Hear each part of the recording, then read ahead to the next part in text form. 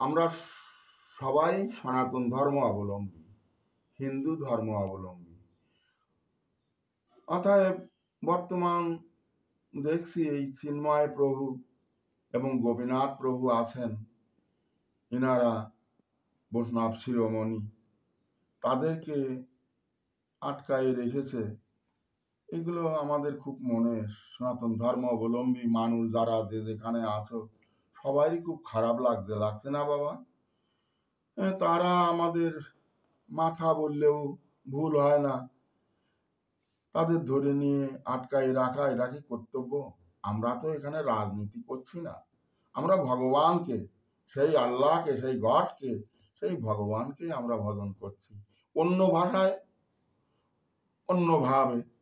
সেই ভগবানকে ভজন করতে গিয়ে যদি আমরা ৮ দফা ৪ দফা যদি দাবি করে থাকি সরকারের কাছে, আমরা তো এমন রাজনীতি করবার জন্যে বা এই দুনিয়ায় এসে আমরা বীরত্ব দেখাবার জন্য আমরা কোনো দাবি করি নাই।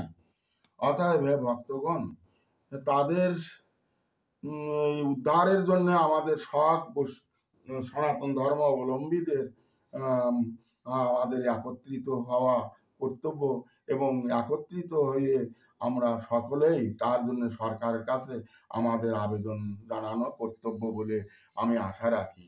অর্থাৎ এইভাবে আমাদের এই সনাতন ধর্ম মানুষকে যদি সরকার যদি বুঝুক কি না বুঝুক তা আমি জানি না, তারা যেন, সরকারের লোক যারা আছে তারা যেন দয়া করে আমাদের এই সনাতন ধর্ম অবলম্বী আমরা যারা আছি আমাদের জন্য এরকম করে কষ্ট না দেন। থাকুক না কেন, আর সৎসঙ্গী থাকুক না কেন, আর জগৎবন্ধু মহাতি থাকুক না কেন, সকলেই আমরা সনাতন ধর্ম অবলম্বী।